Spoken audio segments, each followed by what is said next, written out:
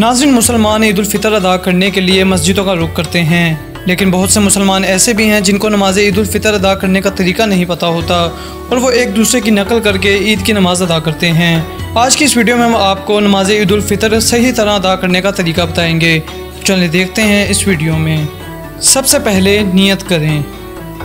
नियत करता हूँ मैं 2 रकत नमाज ईद उल फितर की ज़ायद 6 तकबीरों के साथ मुँह मेरा काबा शरीफ की तरफ वास्ते अल्लाह ताला के पीछे इस इमाम के।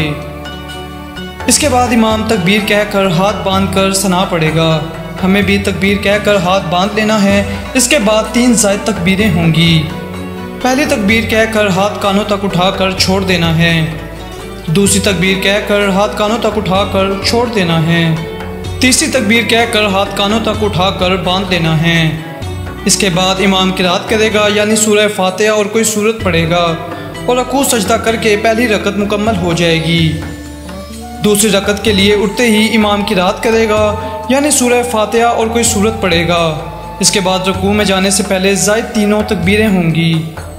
पहली तकबीर कहकर हाथ कानों तक उठाकर छोड़ देना है। दूसरी तकबीर कहकर हाथ कानों तक उठाकर छोड़ देना है। तीसरी तकबीर कहकर हाथ कानों तक उठाकर छोड़ देना है। यहाँ तक ज़ायद तकबीरें मुकम्मल हो गईं।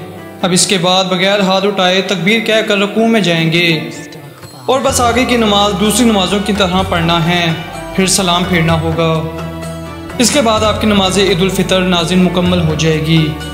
उम्मीद करते हैं नाज़रीन ये वीडियो आपको पसंद आई होगी और आपके लिए मालूमाती भी ज़रूर साबित हुई होगी। हमारे इस वीडियो को लाइक करें, कमेंट करें और लाजमी शेयर करें ताकि ईद उल फितर से पहले लोगों को उसके बारे में पता लग सके।